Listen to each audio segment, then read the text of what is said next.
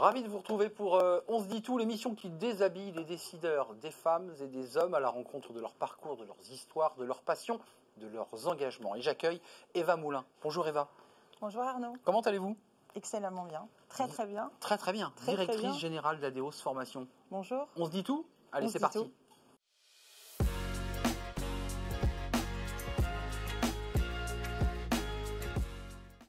Eva Moulin, merci d'être là, merci d'avoir répondu à notre invitation. Merci Arnaud. Je suis ravi de vous rencontrer. Alors, fondatrice et directrice générale d'Adeos Formation, on va parler évidemment de la passion qui vous anime sur la formation, bien sûr, mais on se dit tout, vous connaissez la promesse, c'est découvrir aussi l'être humain derrière le décideur. Je sais deux choses de vous. Vous habitez Valence. C'est exact. Et vous aimez le motocross. Oui. Est-ce que c'est suffisant pour vous définir? Il en manque un petit peu. Il en manque un peu. Il en manque un peu. Comment vous vous définiriez? Comment on arrive à devenir et à prendre les rênes et de fonder une entreprise de formation? C'est quoi votre parcours? Alors, mon parcours, il a été jalonné déjà de rencontres. Des rencontres qui m'ont permis de prendre conscience, en tout cas sur le sujet de la formation, qu'il y avait un manque, qu'il y avait des besoins. Et quand j'ai eu 25 ans, je suis tombée un petit peu dans la marmite, comme Obélix l'est tombée. Et je suis tombée dingue et follement amoureuse de ce métier.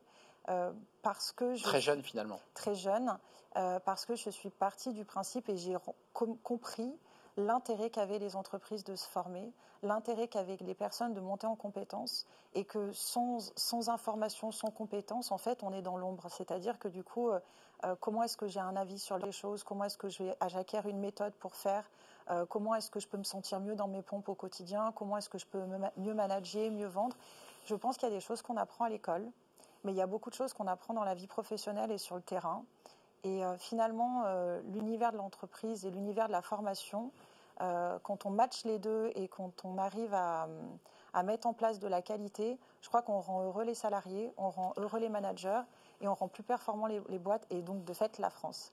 Donc mon parcours, c'est très ambitieux, il y avait un idéal à 25 ans. C'était un idéal. Vous vouliez rendre heureuse la France quand même, c'est pas rien. J'avais envie de bousculer les choses, de changer les choses et c'est toujours le cas et c'est ce qui m'anime tous les matins en me réveillant. Et c'est le succès de nos clients, le succès des projets qu'on accompagne. Quand je vois des entreprises, très belles boîtes qu'on accompagne, qui nous sollicitent pour développer de la relation client, pour former leurs managers sur des compétences clés, pour mettre en place des écoles et des schools ou des académies à l'intérieur de leur entreprise pour favoriser l'apprentissage, pour garder des talents, moi ça me passionne et je trouve ça fantastique. Il y a cette passion de la formation, ça vous venez de nous la faire partager, puis j'ai le sentiment que chez vous, j'évoquais le motocross, c'est presque un alibi évidemment pour vous faire sourire, mais le motocross, il y a un peu de danger, il y a de la vitesse, il faut être un peu intrépide. D'abord, une femme en motocross ou en enduro, c'est relativement rare. Il y a de ça chez vous quand même, il y a un côté intrépide, audacieuse, très entrepreneuse finalement.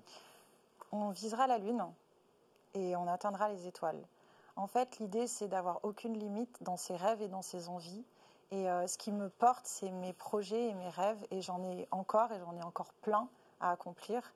Et c'est ça qui me rend forte. Et ma fierté, c'est d'avoir choisi autour de moi des personnes qui m'accompagnent depuis 10 ans pour certains, depuis 15 ans pour d'autres, d'autres récemment depuis 2-3 semaines, et dont j'ai une fierté de nous dire, travaillons ensemble, fonctionnons ensemble, allons de l'avant, et rien n'est impossible.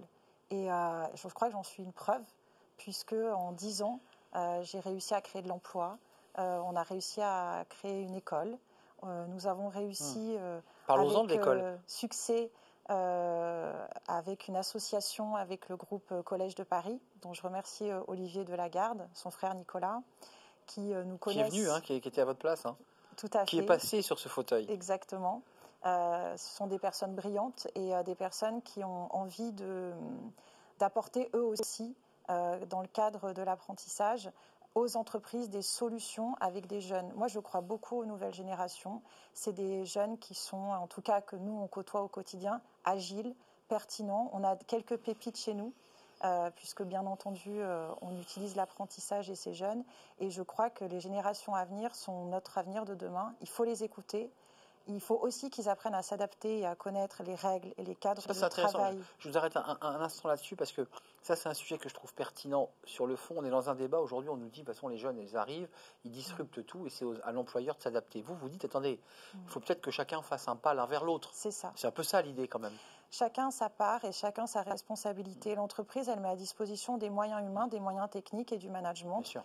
Le jeune, il doit déjà connaître les règles. Est-ce qu'on lui a expliqué ? Est-ce qu'il comprend déjà les règles de hiérarchie, les règles de ponctualité, les règles de performance ? Et c'est ça que l'entreprise doit apporter en termes d'éducation. Le jeune, il est agile, il est intelligent et il est ambitieux. Mais il faut lui donner des cadres quand même. Mais s'il a le cadre, moi j'appelle ça des missiles, quoi. C'est des jeunes qui ont des capacités de déploiement et qui peuvent donner beaucoup et qui sont surprenants. Mais encore faut-il bien les manager. Oui, ça prend un peu le contre-pied du discours ambiant, qui est de dire on ne peut rien faire contre cette génération Z qui impose ses rythmes. Vous dites faux. Faux, complètement faux. Apprendre à se connaître, apprendre à communiquer ensemble. Et les jeunes ont besoin de challenge, de cap. Et ils ont besoin d'avoir un pilote à bord. Je ne pense pas et je ne crois pas... Un papa dans la maison, quoi. Je ne crois pas au management libéré. En revanche, je pense qu'il y a un pilote à bord dans n'importe quelle entreprise et que les collaborateurs doivent être alignés sur le pilote, à condition que le pilote soit clair dans ce qu'il veut et dans ses idées. C'est vrai. J'en reviens à l'association Groupe Collège de Paris. Ça vous tient à cœur, hein ? Oui, parce que c'est aussi une histoire qui est belle et je pense qu'elle a du sens. Et quand vous me dites quel est votre parcours, de mon parcours de dirigeante d'Adeos, Admetis et Adterra Formation, qui sont 3 sociétés qui développent... La nouvelle étape dans votre carrière, c'est celle-là. Il y a une vraie étape et justement, c'est en ça que aussi je trouve que c'est intéressant de partager, c'est de dire rien n'est impossible et finalement, quand on dirige une société depuis des années, dans la vie, il y a des rencontres. Et nous, la rencontre a été avec le groupe Collège de Paris et nous avons signé hier une association ensemble pour mutualiser nos forces et je vais prendre la direction sur la partie formation continue du groupe pour justement pousser encore un peu plus ce rêve d'accompagner les entreprises en France qui sont déjà clientes pour le groupe Collège de Paris et d'autres qui seront les bienvenus à continuer à faire progresser cet état d'esprit de formation continue au sein des boîtes et finalement d'avoir une aura beaucoup plus importante. Donc là, aujourd'hui, au moment où je vous parle, on monte d'un step, on grandit, on se développe. Et on peut boire un petit coup de champagne. Vous êtes assis sur ce fauteuil avec l'envie de déboucher le champagne. Très heureux. Nouvelle étape dans le développement de votre entreprise. Une belle étape et un bel embarquement et un succès qui va être chouette. En route sur le paquebot Collège de Paris. Très fière de ça, oui. C'est ça l'idée. C'est ça l'idée. En quelques mots, parce qu'il y a bien sûr, vous le savez, les questions que vous avez sélectionnées, Collège de Paris, Anjaro, mais vous avez parlé de cette école, je sais que c'est un enjeu très fort de déploiement du territoire et des territoires. On a trop tendance à croire qu'il n'y a que des belles écoles à Lyon, Paris, peut-être Bordeaux, et puis que tout le reste, les étudiants n'ont qu'à prendre le train ou la voiture ou avoir des parents suffisamment aisés pour leur payer un appartement. Vous avez fait le pari d'installer une école à Valence. Oui. Et ça a cartonné. Alors, pourquoi ça a cartonné? Alors déjà, c'est merci Alexis Mironneau, donc c'est mon mari. Son histoire à lui, c'est qu'il est... il est ingénieur en informatique de métier et il est diplômé de l'EM Lyon et de Centrale. Et nous, on a des familles qui sont normales, classiques, dans le sens où Alexis a eu à un moment donné l'envie de continuer ses études et pas forcément les finances derrière. Donc il fait partie de beaucoup de jeunes qui à l'époque avaient fait des prêts. Bien sûr. Et pourquoi? Parce qu'à Valence, il n'y avait pas d'école de bon niveau. Donc il fallait filer à Lyon. D'école cotée. Et il fallait aller à Lyon, ou à Montpellier, ou à Aix-en-Provence, ou à Paris. Pour ça, il faut des finances. Il faut des finances pour l'appartement, pour tout ça. Et on s'est dit, en rencontrant Olivier, Valence mérite, et l'agglo de Valence mérite d'avoir une école de qualité pour pouvoir garder les talents et nos jeunes en local. Et en fait, nous avons, et sommes convaincus d'avoir changé des trajectoires de vie, en ouvrant la possibilité à des jeunes de trouver des entreprises de qualité. On a des masters RH, des masters internationaux, management des opérations. On a des bachelors, on a également des classes privées avec des employeurs en locaux qui nous demandent de leur recruter, de staffer pour eux. Donc finalement, c'est ce que j'appelle le petit miracle. Le petit miracle, c'est de faire matcher une entreprise, une offre et une demande, un étudiant, et d'arriver à repartir avec un diplôme qui soit reconnu et qui soit dans les meilleurs classements français. Et ça, c'est un pari qu'on a fait. Et quand on regarde un peu en arrière et qu'on regarde dans le rétroviseur, on se dit, bien joué, parce que notre histoire à nous fait ce qu'on est aujourd'hui. et le fait d'être entrepreneur, de pousser, de bosser vraiment très fort. Mais en Oui, ça se revanche, voit, ça je vous confirme. on aime ça et on est fait de ce bois-là. Donc, je ne connais personne qui a réussi dans la vie sans bosser comme un dingue. Présentez-moi-en, mais aujourd'hui, je n'ai pas eu l'occasion d'en rencontrer. Donc, on travaille fort et on a du résultat. Poignée de gaz à fond, hein, pour faire une métaphore avec le motocross. Poignée Vous de êtes gaz poignée de gaz à fond. Mais c'est pour moi le normal, c'est logique. C'est votre personnalité aussi. La question du Collège de Paris, communauté d'école qui rend accessible l'excellence à tous, Collège de Paris, dont on a largement parlé, et dont vous avez largement parlé. Eva, c'est la question, et vous l'avez sélectionnée, on la découvre après le jingle.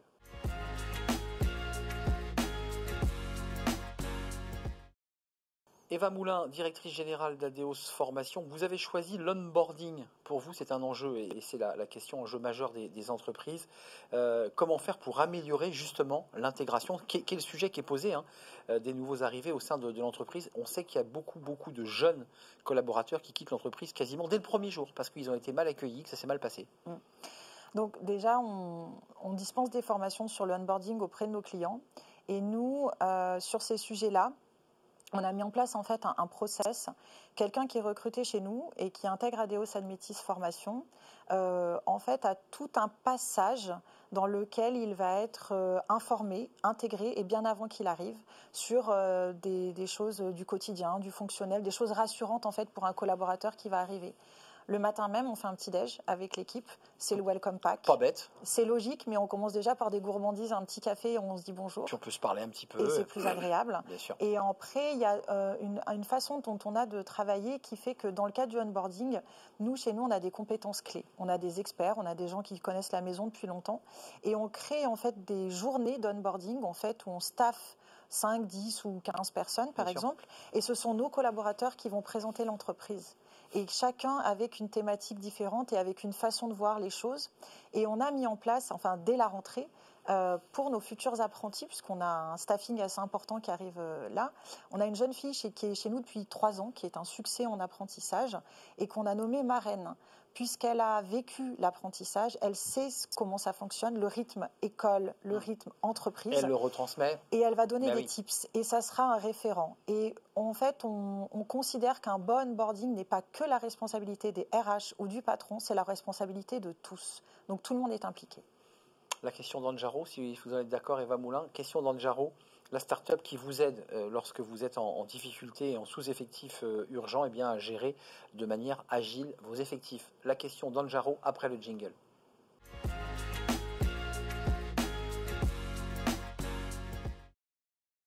La question Anjaro, Eva Moulin, la guerre des talents constitue un frein majeur au développement des entreprises.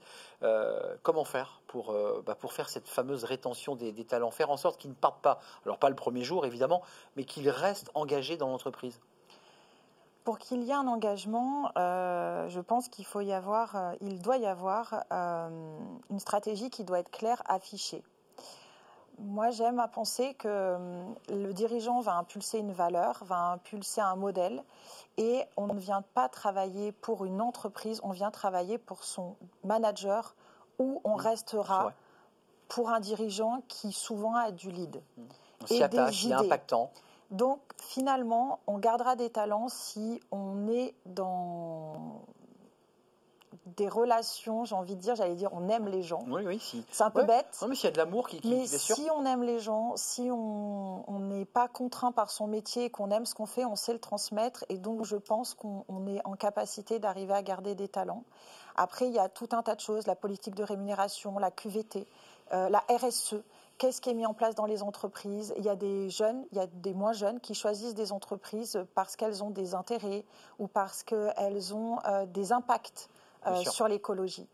Ok, je pense que l'entreprise et le collaborateur, c'est un Tinder global et que chacun doit matcher avec l'entreprise qui lui convient. Il nous reste peu de temps, mais on va se tourner vers la question de l'hémicycle. Je sais que vous l'avez préparé. Là, vous avez changé de costume, d'uniforme. Vous quittez votre fonction de directrice générale. C'est la question de l'hémicycle pour entendre votre interpellation ou peut-être une mesure, une réforme à proposer. C'est juste après le jingle.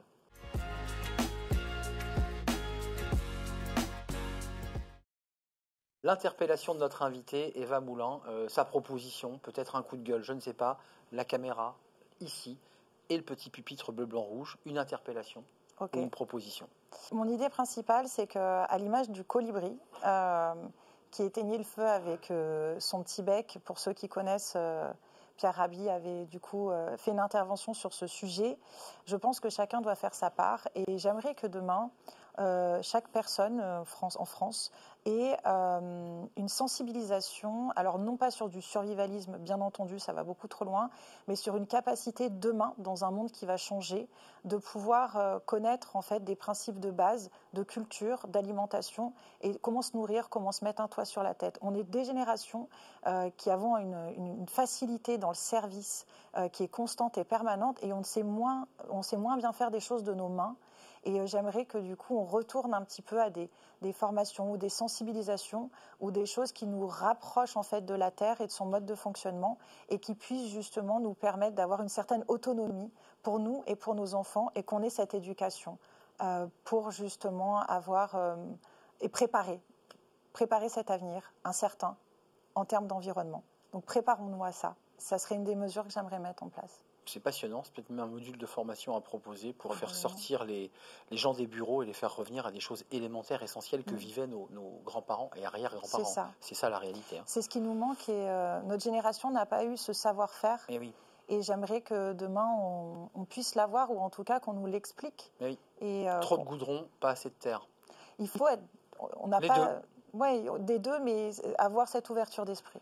Merci Eva Moulin, merci de nous avoir rendu visite dans les studios d'On se dit tout, directrice générale d'Adeos Formation, avec cette envie de redonner le sourire aux Français. Hein, c'est la phrase que je reprends du début de notre entretien. Merci, c'était un vrai plaisir de partager ce moment. Merci à vous, merci pour votre fidélité.